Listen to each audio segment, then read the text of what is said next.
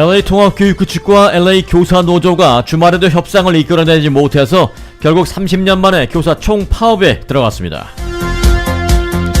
LA 통합교육부는 26개 도시 1000여 개의 초중고교가 소속되어 있으며 50만 명에 가까운 학생들이 등록되어 있고 현재 6만 3천여 명 직원 중 노조에 가입된 교사는 3만 1000명에 달합니다. 교사들의 파업의 시작됨에 따라서 교육부는 비상운영체제에 들어갔습니다. 우선 400여 명의 임시교사를 고용했으며 교사 자격증을 가진 교육부 직원 2000여 명을 투입한다는 계획입니다. LA타임스에 따르면 각 학교는 평소와 같이 정규 오픈하고 애프터스쿨 프로그램도 제공할 예정이지만 사실상 정상 수업을 진행하기는 힘든 상황입니다. 한편 LA 동물원과 자연사 박물관, 다운타운의 현대미술관, 모카 등 일부 뮤지엄은 교사 파업 기간 동안 학생들을 무료 입장시킬 계획입니다. 연방정부 셧다운 사태가 역대 최장기간을 이미 돌파한 가운데 공안 보안이 뚫렸습니다. 권총을 소지한 남성이 미국에서 항공기에 탑승해 일본까지 갔습니다. 제2차 북미 정상회담이 시기와 장소로 다음 달 중순 이후 베트남이 유력하다라는 보도가 이어지고 있습니다. 베트남은 북한과 거리도 가깝고 양국 대사관이 모두 있는 곳입니다. 골드만삭스가 올해는 금과 은의 투자 전망이 밝다는 보고서를 내놨습니다. 향후 12개월 내에 금값이 온스당 1,425달러까지 올라 지금보다 약 10% 상승할 것으로 예상했습니다. 충남 천안에 있는 앙코르 호텔에서 라마다 앙코르 호텔에서 화재가 발생해 투숙객들이 창문으로 뛰어내리는 등 끔찍한 상황이 연출되었습니다. 이 과정에서 투숙객 1명이 사망했습니다. 한국에는 어제 역사상 최악의 초미세먼지가 오늘 서울을 덮었습니다. 어떠한 형태로든 대책이 시급하다는 여론이 들끓고 있습니다. 공교롭게도 수도권의 최악 미세먼지에 앞서서 중국 북부에서 고강도 미세먼지가 발생한 것으로 나타났습니다. 때문에 중국에서 발생한 미세먼지가 바다를 건너 한국을 덮친 것 아니냐라는 주장이 제기되고 있습니다. 주말 동안 시카고와 세인트루이스 등 중서부 지역에 강력한 눈폭풍이 강타해 10명이 숨지고 수십만 가구의 정전 사태가 발생했습니다. 눈폭풍은 현재 워싱턴 DC 쪽으로 이동했습니다. 남과 주지역 오늘 아침부터 북서쪽 도시를 중심으로 비가 이미 내리기 시작한 가운데 오후에 많은 비가 내리는 반면 저녁부터는 잠시 주춤하다가 내일 오전에 다시 시작되겠습니다. 수요일에는 비가 오락가락하다가 목요일에는 다시 많은 양의 비가 예상됩니다.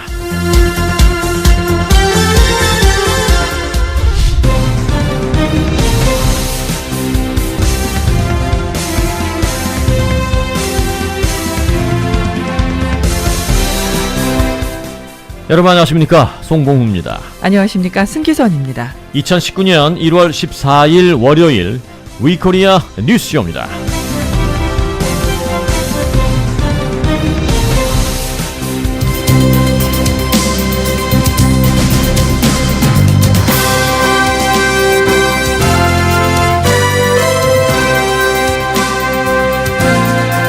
네, K타운 핫 이슈 시간입니다. 지난주 LA 3호 관광 투어버스가 USC 인근에서 지나던 사람을 치여서 결국 그 남자가 현장에서 사망하는 끔찍한 사고가 있었습니다. 자, 차량은 사람을 치고도 그대로 운행을 계속해서 토렌스까지 가버리고 말았는데요. 이를 놓고 뺑소니냐 아니면 사고가 난지 사람을 치운지도 몰랐던 것이냐 지금 조사가 이루어지고 있는데 그뿐만이 아니라 지금 생각해볼 문제가 한두 개가 아닙니다. 여러가지 면에 있는데 오늘 이 문제를 좀 들여다보겠습니다. 오늘 K타운 핫 이슈 제목은 LA 3호 관광 버스 인명사고 단순한 문제 아니다로 정했습니다. 홍재식 기자 함께했습니다. 어서 오세요. 안녕하십니까. 취재를 했는데 이 지난주 목요일인가요? 그 발생한 그렇습니다. 사고 저희가 바로 이제 금요일 가장 발빠르게 보도를 해드렸는데 네. 먼저 당시 사고가 어떻게 된 것인지 개요부터 좀 알고 가죠. 네, 이게 지난주 목요일 오후 5시 15분쯤에 발생했습니다. LA 다운타운 남쪽의 유니버시티 파크 지역에서 이제 발생했는데요. USC 인근 플라워길과 23가 교차로입니다.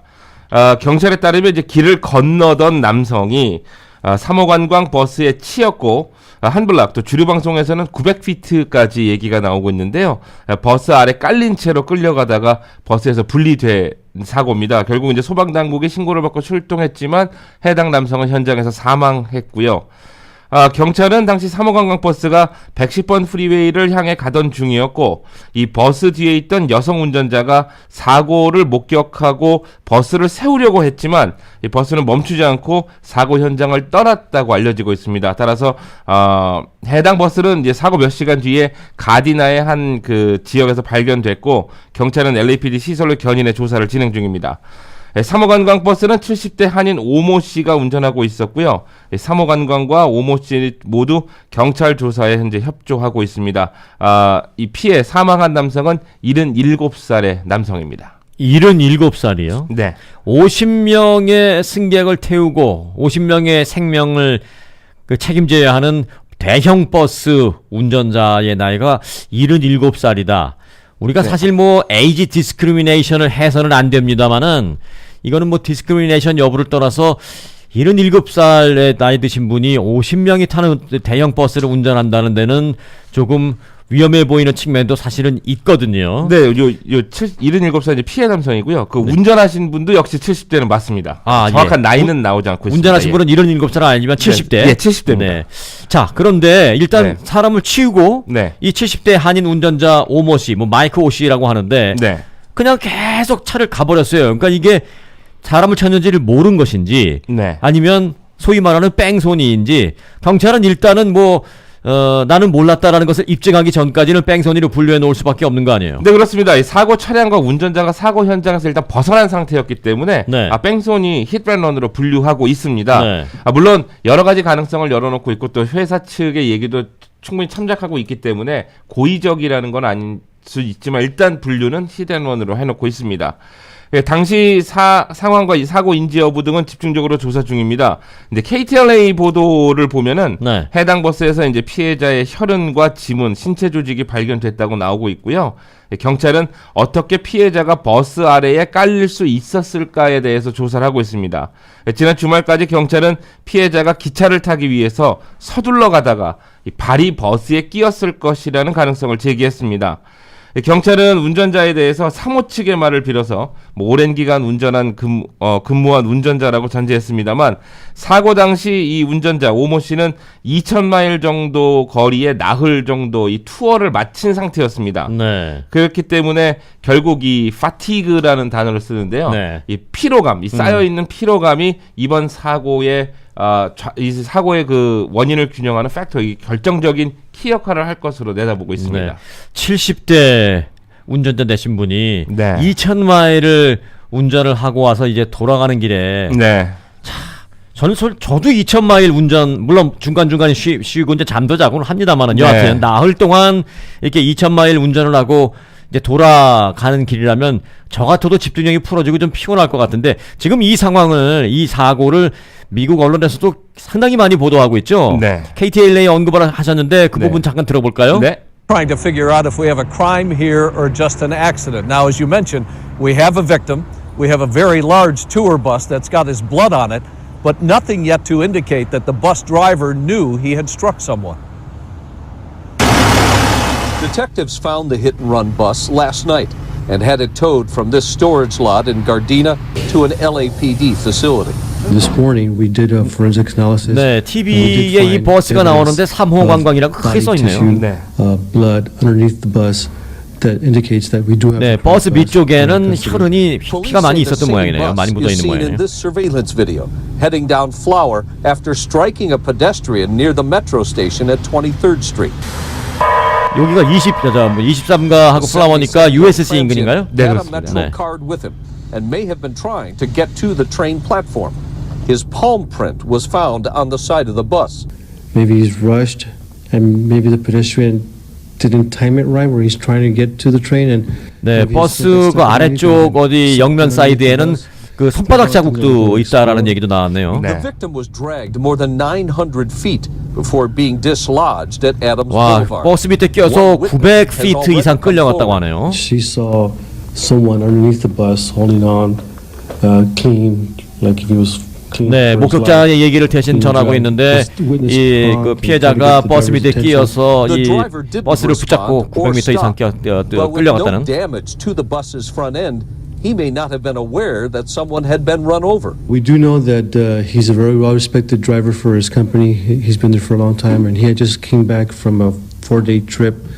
He drove over 2,000 miles over a 4-day 네, period. 지금 방금 전에 홍재식 기자가 얘기한 대로 나흘 동안 2,000마일 이상을 운전하고 돌아오는 길이었다는 얘기를 경찰이 지금 하고 있습니다. 네. 아, 정말 저는 생각하기 힘든 게 70대 되신 분이 나흘 넘게 2,000마일 이상 운항을 했다라는 그 사실만으로도 상당히 좀 위험해 보이는데 네. 일각에서는 이 수십 명의 여행객을 태우고 장거리를 뛰어야 하는 버스 운전 기사라는 직업에 70대 운전사는 좀 무리 아니냐라는 의견이 있는 게 사실이에요. 네, 그래서 조금 알아봤는데요. 네. 이게 사실 일반적인 운전에서도 55세 이상 된 시니어 운전자들에 대한 우려는 계속 커지고 있는 상황입니다. 그러게요. 네, 그런데 이 관광버스는 B클래스 커머셜 면허가 있어야 하는데요. 네. 이 면허를 취득하기 위해서는 일반 면허보다 더 어렵고 까다로운 필기 실기 시험을 통과해야 되고요. 네. 또 연방과 가주정부 모두에게서 의료 진료를 받고 운전할 때 건강이 괜찮다라는 그 승인을 받아야 됩니다. 네. 그런데 이 클래스 B 상업 면허는 실기가 매우 어려워서요. 이게 이제 별도로 학원을 좀 다녀야 되는 그런 상황입니다. 네. 그래서 이번 사고로는 해당 운전기사는 앞서 말씀드린 대로 3호 관광 측에서 굉장히 오랫동안 이 운전을 해오시고 일을 해오셨고 그리고 그쪽 관계자들 얘기를 들어보면 거의 최고참에 해당된다고 합니다. 네. 근데 시니어 운전자들의 경우는 아시다시피 이 젊은 사람들에 비해서 물론 에이지 디스크리미네이션은 아닙니다만 젊은 네. 사람들에 비해서 일단 시각적인 문제하고 반응 속도에서 굉장한 차이를 보이게 됩니다. 그리고 제일 중요한 게 체력이 일단 떨어지잖아요. 네네. 나흘 동안 2,000마일 이상 운전을 했는데 체력적으로 아무래도 힘든 건 사실 아니겠어요? 그러니까 이게 아무리 더 엄격한 규정에 적용된다고 해도 연령이 높다라는 문제는 우려는 여전합니다. 네. 그래서 그러니까 시니어 운전자들의 경우 일단 시각 능력에서 문제가 발생하고요. 네. 그러니까 반응 속도에서 느려지는데 김순전학교 그 김웅문 교장 선생님 제가 취재를 여러 번 해봤었는데 이 문제에 대해서 네, 바로 그 목요일부터 전화를 해봤잖아요. 네네. 근데 이제 예전부터 이제 나왔던 얘기가 이 넓게 보지를 못하고 이게 나이가 드시면 계속 이게 좁은 시각으로 보게 된다는 얘기가 있고요. 그리고 그러니까 상하 좌우의 시각이 축소된다는 얘기가 있습니다. 그리고 이 불빛의 반응이 굉장히 좀 다르게 되기 때문에 네. 운전할 때 굉장히 거추장스럽고 또 그게 또 잘못 사고로 이어질 수도 있다고 주의를 계속 당부했는데요. 네. 일반 운전보다 상업 운전에 특히 버스 운전에 걱정이 되는 부분이 바로 이런 부분입니다. 그러니까 연령대가 좀 높아져 가고 있다라는 얘기죠. 네. 네. 저는 솔직히 말씀드렸어요. 법적으로 마이크 오씨를 버스 운전 시키는 일 자체가 법적으로는 뭐 일단 라이센스 다 있고 한다니까 문제가 없다 하더라도 네. 저는 솔직히 말해서 이 3호 관광 측이 70이 넘으신 분을 그렇게 나흘 동안 2,000마일 이상 운전을 해야 하는 그 상황에 두었다라는 건 전 솔직히 이해할 수 없습니다. 네, 그래서 상당히 위험합니다. 난 그 버스 안 탈 것 같아요. 그래서 이게 사실 그런 부분에 있어서 우려가 계속 커지고 있는데요. 네. 그러니까 그동안에 무사고로 계속 오셨다고 하지만 그리고 안타까운 얘기도 합니다. 네. 사실 이게 고의적은 아니기 때문에 그럼요. 하지만 고의적인지 아닌지를 모르죠. 누가 알아요 지금. 이게 물론 근데 고의를 하진 네. 않았겠다라는 게 다 우리의 생각입니다만은. 그렇죠. 안타까운 일이니까. 근데 네. 제가 이제 제 주제를 단순한 문제 아니라고 말씀을 드렸던 것이 네. 지금 이제 이 상황 자체는 뺑소니로 분류가 돼 있는 인명 사망 사고입니다. 네. 그 버스에 대해서. 그러나 이 문제를 조금만 들여다보면 지금 현재 LA에 있는 우리들이 직면한 문제들의 키워드가 같이 연관돼 있다라는 점은 여러분들도 알고 넘어가시는 게 좋을 것 같습니다. 네. 자, 이 안타까운 사고가 복합적인 문제라고 말씀하신 이유. 네, 이게 몇 가지 이제 관련 키워드로 분류해 보면 첫 번째는 이제 한인 여행업계 자체의 문제가 있을 수 있고요. 네. 그리고 둘째는 무단횡단 문제까지 한번 생각해 볼 수 있습니다. 네. 그 셋째는 홈리스 문제도 한번 볼 수 있고요. 네. 그리고 넷째는 감시 카메라나 블랙박스 정도 우리가 이제 설치해야 되는 문제다라는 얘기까지 좀 꼽아봤는데요. 네. 이제 만일 이번에 사망한 그러니까 지난주까지는 이번에 사망한 이 77세의 노인이 홈레스일 가능성이 있다라고 나왔었습니다. 그러니까 그럴 경우에는 지금은 이제 뭐 그 분이 일단은 그 경찰 발표대로 전철을 타기 위해서 길을 서둘러 가다가 사고가 난 것이다라는 가능성을 보고 있고 메트로 카드가 나왔다고 얘기를 하고 있습니다. 네. 그래서 홈레스는 아닌 것으로 보고 있지만 이게 사실 이 문제가 처음 터졌을 때 사모 측도 그렇고 저희 취재진들도 그렇고 이거는 홈레스가 무단횡단하다가 이렇게 된 게 아닌가. 왜냐면 처음에는 우리 그렇게 알았어요. 예, 이게 사실 이게 쉽게 일어날 수 있는 교통사고가 아니기 때문이었습니다. 근데 이 사실 윌셔 거리만 봐도 홈레스들이 그러니까 무단횡단을 정말 막무가내로 하는 모습 볼 수 있지 않습니까? 상당히 위험하죠. 근데 네. 이 사람은 이제 메트로 카드가 나왔다니까 네. 홈레스가 아닐 가능성이 다시 대두되면서 그러면 거기 이제 전철 네, 그렇습니다. 역이 이제 그 근처에 있잖아요. 그러니까 전철 홈레스가- 달라고 빨리 길을 건넜나? 네, 그러면 이제 홈레스가 아니고 사망 피해자가 일반 노인, 이라면? 대중교통을 이용하는 노인이었다고 볼 네. 때는 경찰의 예상처럼 그렇게 이 대중교통을 이용하기 위해서 서둘러 갔다 그러면 LA시가 갖고 있는 대중교통 정책이 또 도마 위에 오를 수밖에 없습니다. 네. 그러니까 왜 사람들이 저렇게 급하게 전철을 타러 가야만 하는 것이냐에 대한 문제가 나오거든요. 네. 한 번 놓치면 또 20분을 기다려야 되기 때문에 그렇습니다. 네. 20분을. 근데 이게 사실 또 연관해서 볼 수 있는 게 현재 지금 LA 시의원들에 대한 FBI의 조사가 이제 이루어질 것으로 보이는데 비리 혐의 때문에 결국 시 정책을 잘 보지 못하고 자신들의 비리 혐의를 키우는 일을 해왔다고까지 볼 수가 있습니다. 그리고 그 무단횡단도 사실 도마에 오를 수밖에 없는데요. 일반인들도 제이워킹 많이 하시잖아요. 네. 그러니까 오는 차량이 그렇게 복잡하지 않고 차량이 괜찮다고 해서 이 길을 빨간불인데도 건너가시는 분들도 볼 수 있고요. 또 우리 한인 어르신들 입장에서도 한인타운에서 버스를 타기 위해서 빨간불이 노란불이 깜빡거리는데 횡단보도를 뛰어서 건너가시는 분들도 심심찮게 볼 수 있습니다. 네. 결과적으로 정책적인 우리 주민들이 갖고 있는 대중교통에 대한 인프라가 조금 더 열악한 상황이라는 것도 들여다볼 수 네. 있지요. 운전을 하다 보면 길을 건너는 사람들이 천천히 걷잖아요. 네. 막 답답하잖아요. 네. 정말 너무 천천히 걸어가면 저 사람이 일부러 저러나 이런 생각이 들 정도인데 네. 그건 좀 아니고 네. 하지만 뛰어서는 절대로 안 된다라는 얘기는 맞아요. 네네. 뛰면 굉장히 위험하거든요. 네. 자, LA 정부가 네. 관련 인프라 구축과 지금 말씀해 주신 네. 여러 가지 환경적인 그런 네. 문제에 대한 인프라 그런 구축과 확대에 좀 미미하다라는 생각은 여러 가지 면에서 지울 수가 없는데 세금만 올려서 메우는 그런 시기 아니냐라는 생각도 해볼 수 있습니다만은 네. 그렇다 하더라도 이 3호 관광 같은 이런 케이스 네. 좀 문제 있지 않아요? 네, 이런 사고가 날 때마다 저는 개인적으로 어떤 생각을 하냐면 네. 해당 차량에 이 블랙박스 카메라를 좀 몇 개 더 달아서 그러니까 음.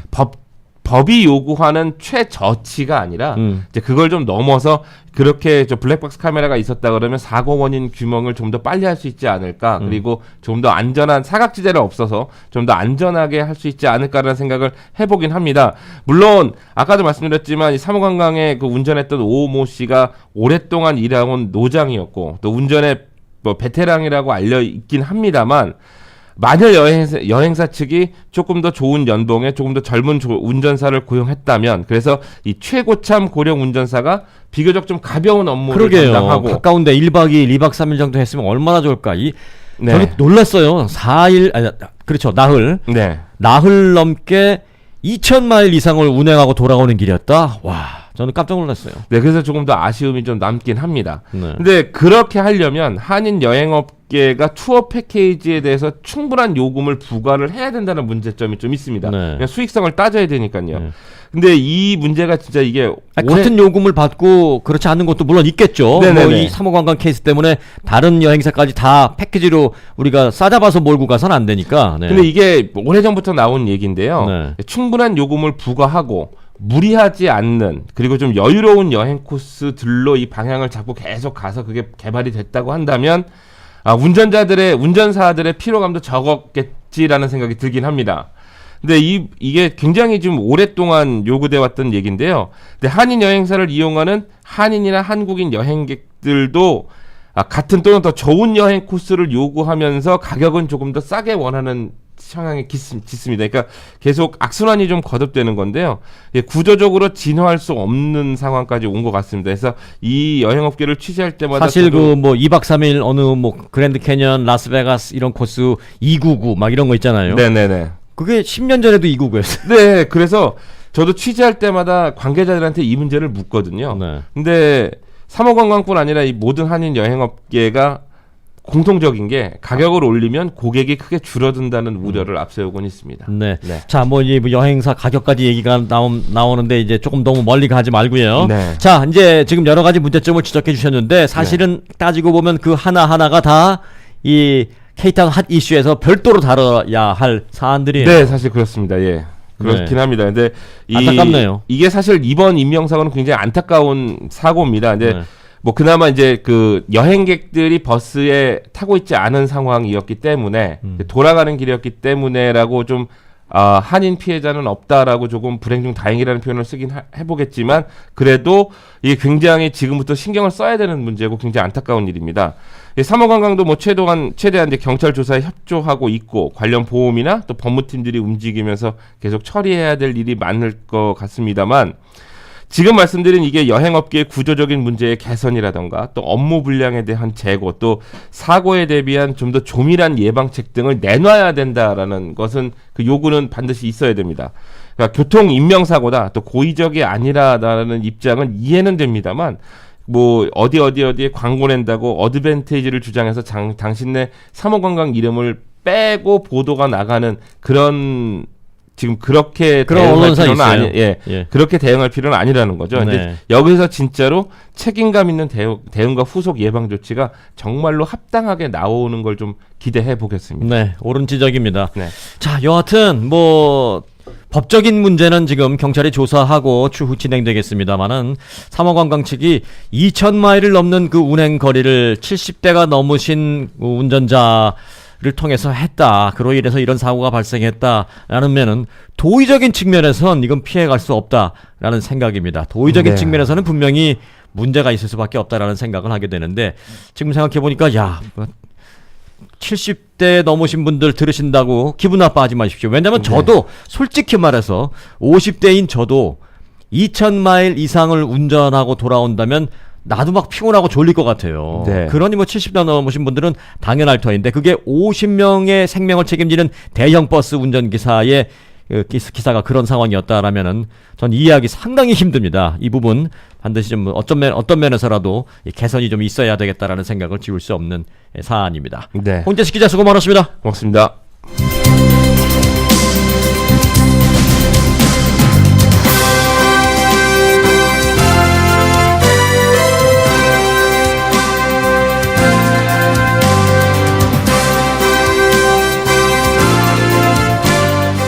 (90초) 후에 돌아옵니다. 30년 전통의 한국 장의사가 유가족들이 부담 없는 최저 비용과 고품격으로 단장된 제품을 마련하고 유가족에게 개인 맞춤형 서비스를 준비했습니다. 남가주에서 100년 전통의 역사를 지닌 포레스트런 공원묘지가 사랑하는 가족을 잃은 여러분을 돕기 위해 한인사회에 봉사의 손길을 내밀었습니다. 유가족 맞춤형 장례 서비스 아이콘인 한국 장의사와 포레스트론 두 리더가 유가족 여러분들이 보내야 하는 가장 힘든 시기를 함께합니다. 한국장의사의 최고의 예우 서비스를 경험하시고 포레스트런 공원묘지에서 고인의 마지막 길을 평안히 쉴 수 있게 하십시오. 한국장의사 전화 323-734-5656 무료 전화 1855-886-9057 나가 남산당 뱃배를 먹고 장 기능이 개선되어 갖고 뱃살, 등살, 허리살, 얼굴살이 쫙 빠졌단 말이지. 장 기능이 개선돼서 살이 빠져? 뱃배로 장 기능을 개선시켜 신진대사 촉진하고 신진대사 촉진해서 지방질이 분해되고. 그렇지. 그렇게 해서 살 뺐더니 마누라가 바람났다고 하대. 음에 좋은가? 남산당 뱃배! 남산당 뱃배 389-9333 13-389-9333 제니씨, 부모님이 편찮으시다고? 고생이 많겠어. 플로튼 빌라 양로 호텔에 모셔서 부모님도 저도 편하네요. 아, 한인이 직접 운영한다는? 네, 소문대로 깨끗하고 친절하고 식사도 한식이라 아주 좋아하세요. 또 치매 어르신은 특별히 따로 모시고요. 안녕하세요. 플로튼 빌라 양로 호텔 영박 원장입니다. 제 부모님이라 생각하고 정성껏 모시겠습니다. 플로튼 빌라 양로 호텔 714-308-9800 714-308-9800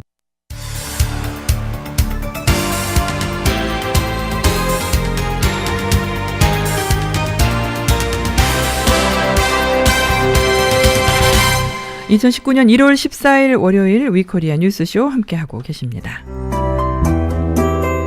오늘 날씨 전해드립니다. 오늘부터 남가주에 비가 오겠습니다. 오늘부터 목요일까지 80에서 100%의 비 올 확률이 있고요. 기온도 50도 중반대로 떨어지겠습니다. 샌디에고를 제외한 전 지역의 오늘 낮 최고 기온은 54도에서 58도의 기온 되겠고 샌디에고만 60도 되겠습니다. 밤 최저 기온은 산타모니카와 샌디에고가 54도, 그 외의 지역은 47도에서 51도 보이겠습니다. 자, 이번 주는 목요일까지 비가 계속되다가 금요일에 화창한 날씨 될 것으로 예상하고 있고요. 기온은 수요일부터 조금씩 오르기 시작하면서 토요일엔 70도 초반까지 오르겠습니다. 비 오는 날씨에 안전운전 하시기 바랍니다. 지금까지 날씨였습니다.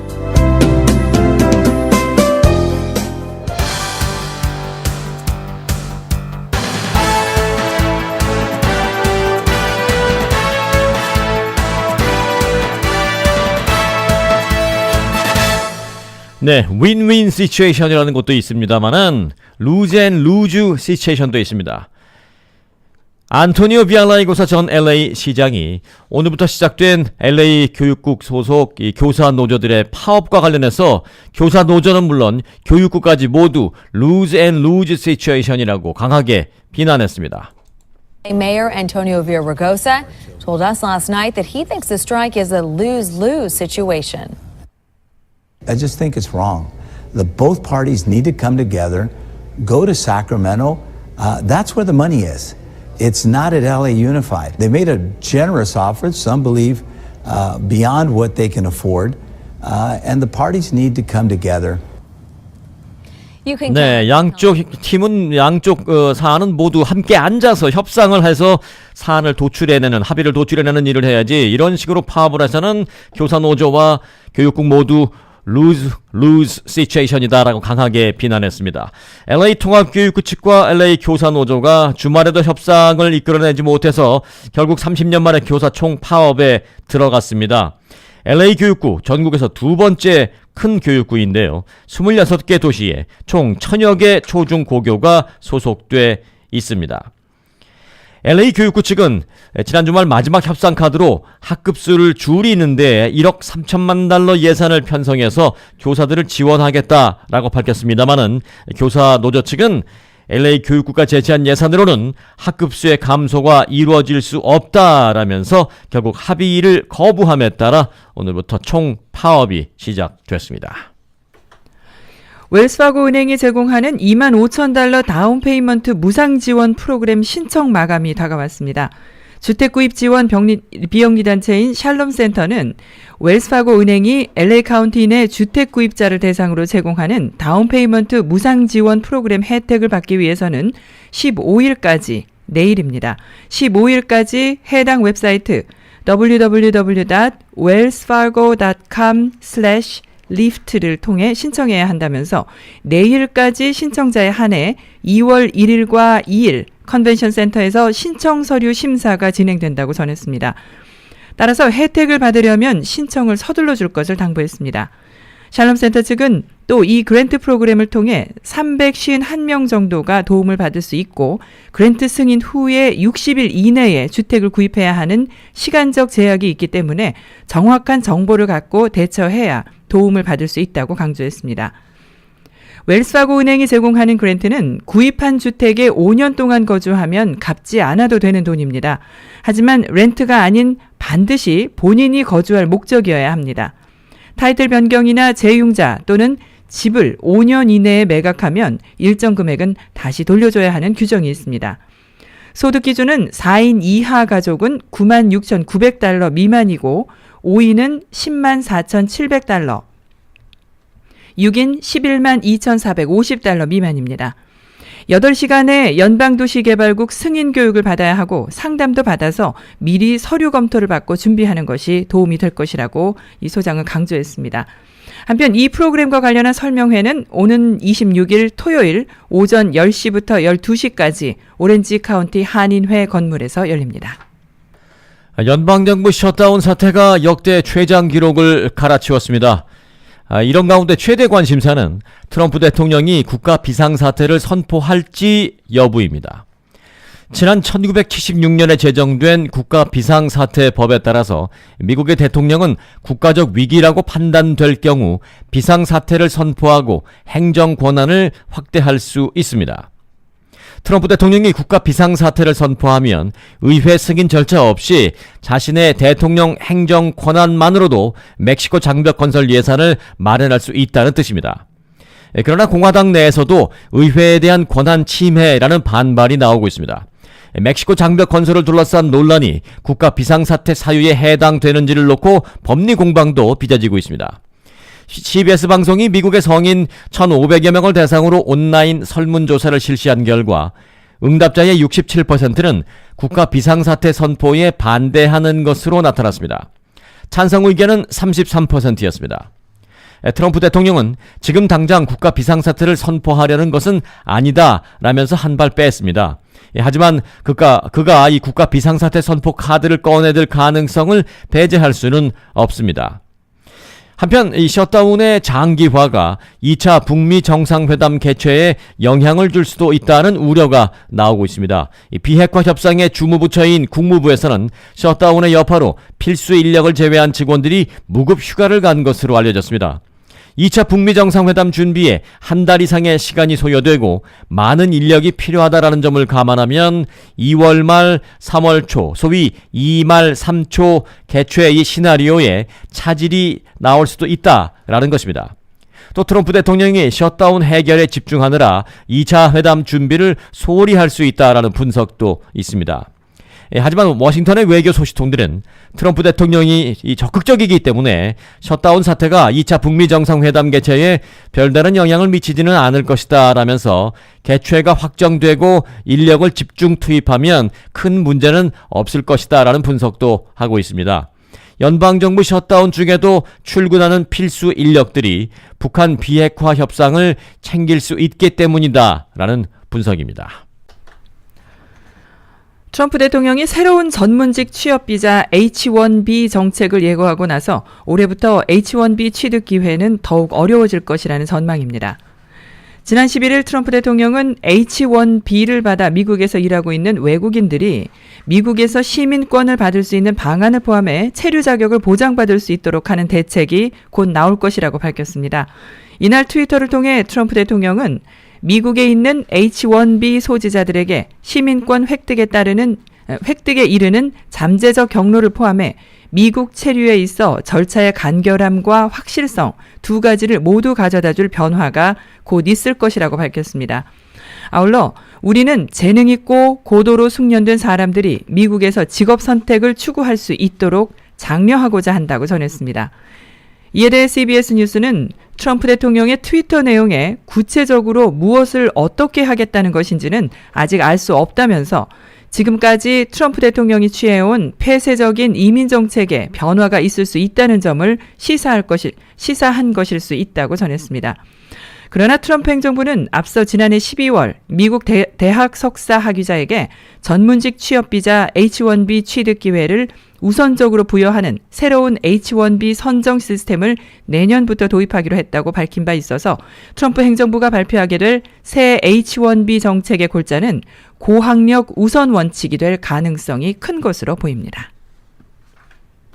네, 잠시 후 돌아옵니다.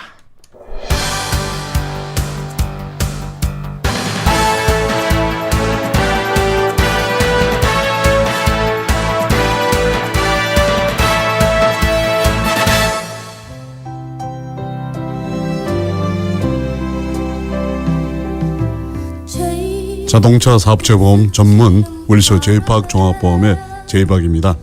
보험 믿음이 있어야 합니다.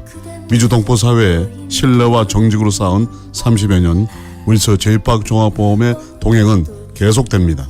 213-380-9801로 연결되는 순간부터 여러분은 스페셜이 됩니다. 213-380-9801 윌서 제이팍 종합보험 모든 분들에게 항상 기쁨을 드리고 싶습니다.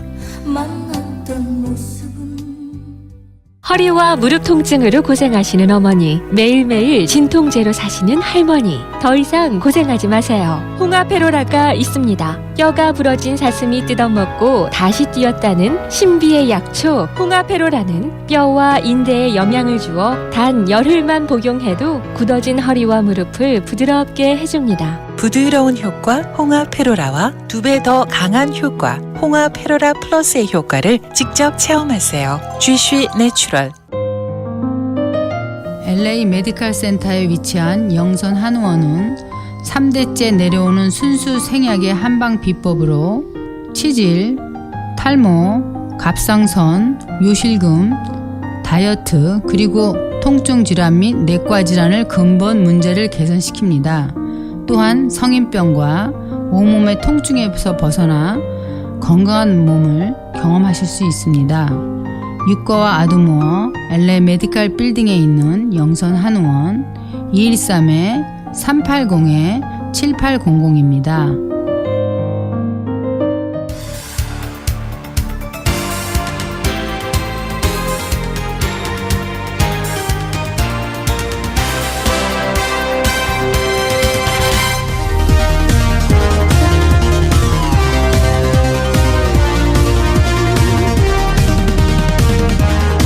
네, 스포츠 뉴스 알아보겠습니다. 스포츠 해설위원 연결합니다. 최세영 위원님. 네, 안녕하세요. 네, 자, PGA 투어 소니 오픈에서 41살의 맷 쿠차 선수가 우승을 하면서 시즌 2승을 했습니다. 그러니까 시즌 2승을 해봤자 지금 4개밖에 안 했거든요. 그러게 벌써 50% 반타자 그랬어요. 반타자 그랬어요. 그러니까 참 월요일은 오늘 비가 좀 오고 있습니다만 신나는 날인 게 스포츠 뉴스가 넘치잖아요. 드릴 말씀도 많고. 근데 화수목에는 스포츠 뉴스 뭘 전해드려야 고민을 해서 이제 뒷이야기 많이 나누고 있는데 아무튼 골프로 시작을 했는데 골프 얘기를 하니까 오늘 골프 가는 분들은 일단 집에서 쉬셔야 되겠습니다. 네. 비가 오니까. 아, 목요일까지는 뭐 비가 계속된다니까. 네. 목요회라는 골표, 목요 골프회 막 이런 것도 있잖아요. 그렇죠. 네. 월요일도 있고 목요일도 있는데 아무튼 근데 이제 한 가지 좋은 점은 한 3, 4일 못 치지만은 잔디에 물이 많이 주어지기 때문에 또 오래간만에 주말 라운드 요번에 나가면 아주 파릇파릇한 모습 볼 수 있을 것 같고 아무튼 골프 얘기하다 좀 빗나갔는데 소니 하와이안 오픈에서 와이얼라이 컨트리 클럽에서 어제 막을 내렸죠. 맷 구차가 40살, 그러니까 한국 나이로 41살, 미국 나이로 40살인데 일단 20년 차, 그러니까 PGA에서 20년을 뛰었어요. 네, 이런 선수가 22언더파 258타로 2달 전 멕시코에서 열린 마야코바 클래식 이어 시즌 2번째 우승을 했습니다. 네.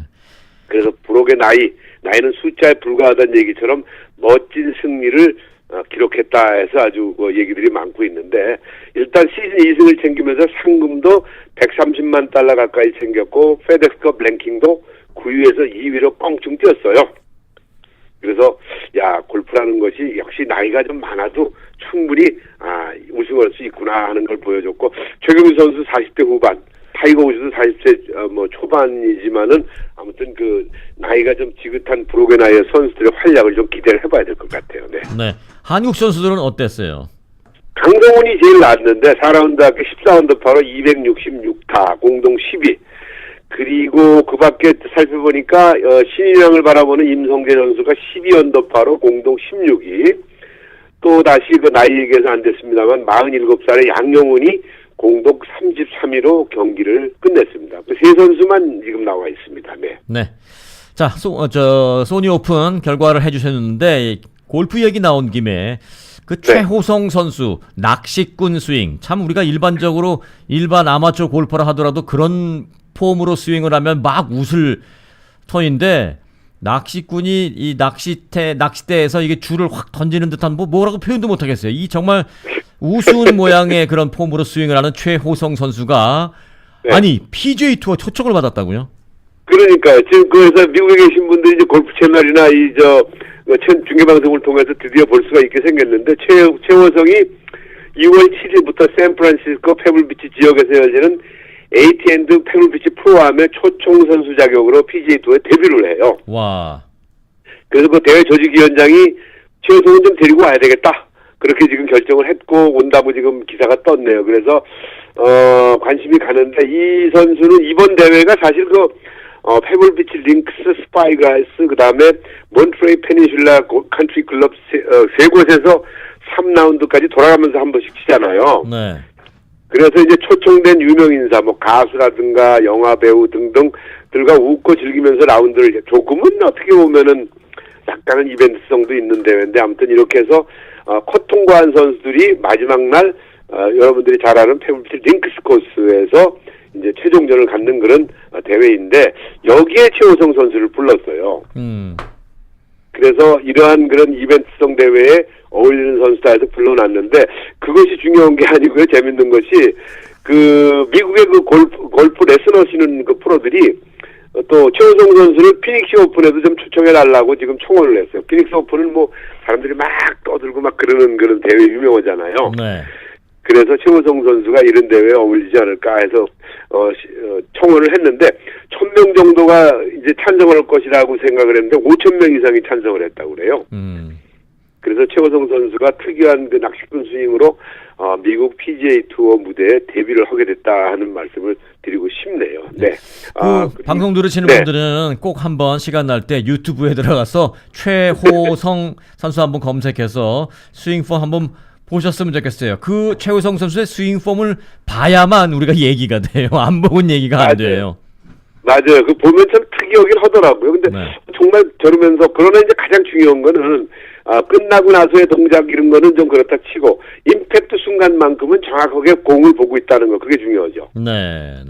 임팩트 순간에 그렇게 몸이 움직이면 맞을 수가 없죠. 그러나 공을 맞히는 순간에는 일단 집중을 하고 공 치고 나서 스윙하고 나서 팔로스로 때 희한한 모습이 연출이 되기 때문에 아무튼 최호성 선수 지금 말씀하신 대로 유튜브에 한 번씩 보시면은 도움이 될 것 같습니다. 네. 최호성 선수 폼 좀 이상하다고 절대 기죽지 말고 PGA 투어 초청으로 와서도 아주 점수로 얘기를 해주길 바라겠습니다. 우리가. 사실 페블비치는 아마추어들도 가고 싶어 하지만 프로 선수들도 가고 싶은 코스 중에 하나거든요. 네. 근데 여러분들이 이제 모르는 거 하나 있어서 간단하게 말씀을 드릴게요. 페블비치에는 보통 여기서 투어를 가게 되면은 페블비치 링크스 바닷가에 있는 거 여러분들이 많이 알려져 있는. 그 다음에 스파이그라스 산에 있는 거. 그 다음에 스페니시 베이 요것도 바닷가에 있는데 조금 격이 떨어지는 코스 요 세 군데를 치고 오잖아요. 네. 그런데 사실은 몬트레이 페닌슐라 MPCC라고 보통 거기서 얘기를 하는데 그곳이 훨씬 더 아름다운 곳인데 여기는 멤버시 코스라 가기가 어렵다 하는 말씀을 드리고 싶고요.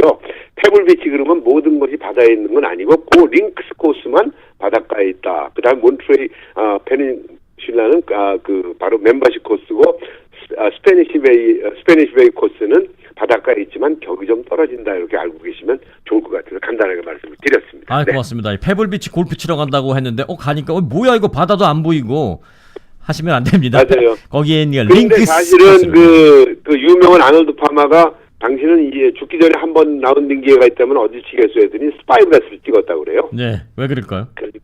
사람마다 저도 사실 스파이그라스가 더 좋습니다. 그래요? 산악 쪽에 있는데 산까지는 아니겠습니다만은 참 아름다운 코스가 오히려 스파이그라스가 더 좋더라고요. 저는요. 개인적으로는 그렇습니다. 네, 또 이제 좋아하는 선호하는 그런 코스가 다 다르네요. 그렇죠. 스코어 잘 나오는 코스가 제일 좋아하는 거예요. 네. 자, 스코어 얘기했으니까 좀 여쭤보겠는데 지난 금요일에 있었던 이미 다 아시는 결과입니다만은 아시안컵 축구대회에서 한국이 키르기스스탄에게 스코어 1대0. 야, 요 키르기스스탄 정도면 정말 그쪽 분들에겐 죄송하지만 4대0, 5대0 정도 해야 되는데 1대0으로 힘겹게 이겼어요, 한국 대표팀? 그러니까 필리핀도 아주 한 수 아래 정도가 아닌데 1대0밖에 못 냈고 그다음에 이번에 키르기스탄도 또 1대0밖에 못 냈거든요. 그래서 다시 말씀이지만 약팀엔 약하고 강팀엔 강하다는 이야기를 자꾸 하게 되는데 1대0에서 일단은 16강 진출은 결정이 됐습니다만은 드디어 수요일 새벽에 5시 LA 시간으로 5시에 중국이 76이네요. FIFA 랭킹에 3차전을 치르게 되는데 만약에 여기서 비기거나 진다면은 조 2위로 올라가게 돼 있어요. 네. 그래서 중국만큼은 꼭 이겨야 되는데 역대 전적을 살펴보니까 게임이 안 돼요. 30전 17승 12무 1패예요. 네. 그러니까 완전히 일방적 우위고 FIFA 랭킹이 76위 53위니까 랭킹에서도 상당히 우위를 차지하고 있는데 우리가 흔히 왜 공환증이라는 얘기 많이 하잖아요. 네. 근데 이제 중요한 거는 지난번 월드컵 예선전에서 사실 파이널에서 중국한테 2대0 진 적이 있거든요.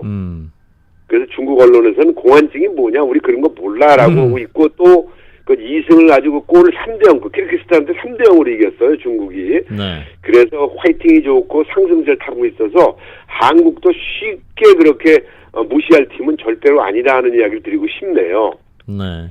그래서 수요일날 아침에 일단 승전보를 전해드리고 싶은데 또 손흥민이 또 가세를 했고 기성용이 또 부상에서 돌아왔습니다. 그래서 일단 한국 선수들은 힘이 나기 때문에 뭐 좋은 경기를 펼치리라 이렇게 볼 수가 있을 것 같습니다. 네, 네. 공환증 한국만 만나면 왠지 공포스러운 그게 이제 중국에 있는데 자 이번에 이렇게 중국이 지금 뭐 유리한 고지에 있다 하더라도 손흥민, 기성용 가세한 한국팀에게 또 이제 패한다면 역시 공환증은 계속될 수 있습니다.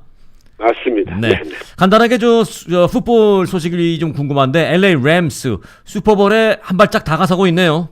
그렇죠. 램스가 홈에서 달라스 카우보이를 30대 22로 누르고 일단 NFC 챔피언십 시리즈에 올라갔고 그 다음에 지금 차저스는 이제 8강에서 만족. 뉴잉글랜드 패트리어츠 원정 경기에서 41대 28로 패하면서 시즌을 접었습니다. 그래서 램스는 이번 일요일날 리올리언스 세인츠와 20일 슈퍼볼 마지막 관문이죠. 원정 경기를 치르기 때문에 쉽지는 않고 험난한 경기가 될 것 같고 그 다음에 AFC에서는 캔자시티와 강원 뉴잉글랜드 패트리어츠와 역시 슈퍼볼 마지막 관문이 일요일날 준결승전으로 펼쳐지기 때문에 컨퍼런스 챔피언십에다가 슈퍼볼을 향한 준결승전이 열리기 때문에 이번 일요일도 아주 스포츠 팬들은 열광하는 그런 주일이 될 것 같습니다. 네. 네, 저희는 무조 이 슈퍼볼만 기다립니다. 슈퍼볼 램스가 이제 올라가게 되면 슈퍼볼을 앞두고 우리가 램스 경기를 슈퍼볼을 즐길 수 있는 관전 포인트 또 각종 간단한 그 룰, 팁, 해설 최세영 위원의 서비스를 좀 기다리겠습니다. 네, 감사합니다. 네, 도움 말씀 고맙습니다. 최세영 스포츠 해설위원이었습니다.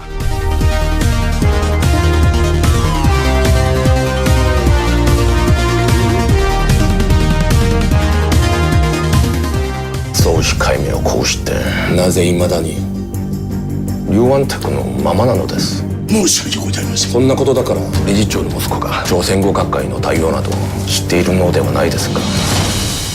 실례합니다. 심부름 해줄 사람 하나 구하기로 했지 않은가? 내 가방 가지고 도망갔잖아. 소매치기라고요. 아버지 또 감옥 속가요? 아들 월사금 때문이었다고 하질 않나? 가나다라 모르죠? 기억난다. 기억? 만나听한번 봐봐. 죽이나 먹자. 미음. 하자. 순이 앞에서 자꾸 저서 말하지 마세요. 네, 연예뉴스 속으로 연예인. 우리말이 금지됐던 일제에 의해서 우리말이 금지됐던 1940년대 초를 이제 시대 배경으로 한 영화인 것 같은데요. 말모이라는 영화의 일부 장면으로 지금 시작하고 있습니다. 자, 오늘은 이 영화에 관한 소식인 것 같습니다. 일단 불러봐야 되겠죠? 연예인 권서일 리포터. 실례합니다. 기억난다. 기억. 만나 틀리나 봐봐. 죽이나 먹자. 이응. 가만히 있어보자. 네, 명품 배우 유해진. 완벽한 타일 이후 또 터졌네. 가만히 있어보자. 저는 한 가지는 할 수 있어요. 이 유해진 씨 성대모사. 가만히 있어보자. 요거 하나는 제가 할 수 있는 유일한 성대모사인데 저는 안 터졌네요. 네. 그러게 말입니다. 네. 빵 터져야 되는데 안 터지네요. 그러게 말입니다. 하지만 이분은 터졌습니다. 갈수록 손님이 미어 터지는 셰프강 푸드리앱 제공 연예 뉴스 속으로 연예인. 오늘 첫 소식은 개봉 5일 만에 100만 관객으로 역시 객석이 미어 터진 영화 말모이에 관한 소식입니다. 영화 제목이 말모이. 뭐 말한테 모이를 준다? 뭐 얼핏 들으면 그런 생각도 들 수도 있는데요. 좀 생소한 제목인데 영화 지금 말씀해 주신 내용을 살짝 들으니까 전혀 다른 의미인 것 같은데 여하튼 말모이 무슨 뜻입니까? 네, 1940년 일제강점기에 일본은 조선 민족을 완전히 말살하기 위한 정책으로 우리말 사용을 금지시킵니다. 이에 우리말과 글을 지키기 위해서 제작된 사전, 즉 조선어 큰 사전이라고도 불렸던 우리말을 모은 사전을 말모이라고도 하고요. 또 사전을 뜻하는 순우리말을 말모이라고 한답니다. 알겠어요. 그러니까 우리의 말을 모아놓은 거다라는 뜻이군요. 말을 모아놓은 것, 말모이. 네, 그렇습니다. 네, 사전 맞네요, 사전. 네. 네, 개봉 5일 만에 100만 관객을 동원했다는 말모이. 어떤 영화입니까? 네, 우리말 사용이 금지된 1940년대에 경성에서 있었던 실화를 바탕으로 한 영화입니다. 목숨을 걸고 우리말 사전을 만들고자 고군분투했던 사람들의 이야기, 말과 마음을 모아 나라를 지킨 사람들의 이야기입니다. 영상을 잠깐 보기도 했고 앞서 들려주신 내용을 좀 들으니까 유해진 씨 말고도 가수 겸 배우 윤계상이라는 사람도 나오는 것 같던데 어떤 역할로 나와요? 네, 윤계상은 극중 조선어학회 대표인 류정환 역을 맡아서 진중한 모습을 보여준다고 합니다. 그러면 조선어학회의 대표 류정환이라는 인물도 실존 인물이에요?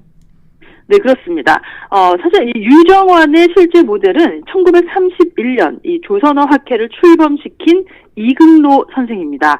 이금로 선생은 독일 베를린 대학에서 경제학 박사학위를 취득하고 식민지가 된 조선으로 돌아와서 우리말과 글을 지키는 독립운동을 전개했던 인물로요.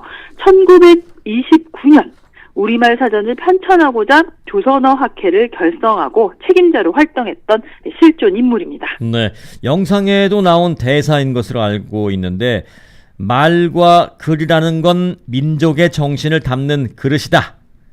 우리말이 금지된 시대에 말과 마음을 모아서 사전을 만드는 사람들의 이야기 말모이. 한국인이라면 꼭 봐야 할 영화가 아닐까 싶은데 이곳 LA에서도 볼 수 있나요? 네, 우리말이 얼마나 소중한지 일깨워주는 영화 말모이는요. LA와 부에나팍 CGV에서 보실 수 있습니다. 네, 꼭 가서 봐야 되겠습니다. 처음에 이 영화 제목을 듣고 말한테 모이를 주는 건가 아니면 말이 먹는 모이인가 뭐 그렇게 생각했던 제가 얼마나 우둔했는지 얼마나 순수한 우리말에 대해서 이 지식이 깊지 못했는지 정말 부끄러운데요. 말모이, 말을 모아놓는 거, 사전 같은 뜻 이제 절대 잊지 않고 잘 알고 있겠습니다. 네. 자, 계속해서 이번에 다음 소식 헐리우드 쪽으로 와볼까요? 네, 이번에는 영화 소식인데요. 이번에도요. 이 한국계 헐리우드 배우 스티븐 연과 유아인 주연의 버닝이 이 프랑스 영화 비평가 협회가 선정한 최우수 외국어 영화상을 받았습니다. 헐리우드 배우 한국계 스티븐 연 그리고 한국계가 아니라 아예 한국인 유아인 주연이면 헐리우드 영화예요. 이게 한국 영화예요? 네, 버닝은 2018년 5월에 개봉한 대한민국의 영화입니다. 버닝 제목으로만 봐서는 뭘 태우는 것 같은데 뭐 어떤 영화예요? 네, 각자 자기만의 방식으로 살아온 세 젊은이 종수와 벤 그리고 해미 이들 세 사람이 만나서 이들 사이에서 벌어지는 미스테리한 사건을 다룬 이야기인데요. 이 무라카미 하루키의 단편 소설 헛간을 태우다를 원작으로 했지만 이 원작의 모티브만 가져온 것이라고 하고요. 이 등장인물의 성격이나 스토리라인은 전혀 다른 영화입니다. 무라카미 하루키의 소설은 뭐 우리 한국인들도 많이 좋아하고 읽고 있는데 그 소설을 네네. 원작으로 한 한국 영화 버닝. 그럼 감독은 누가 했어요?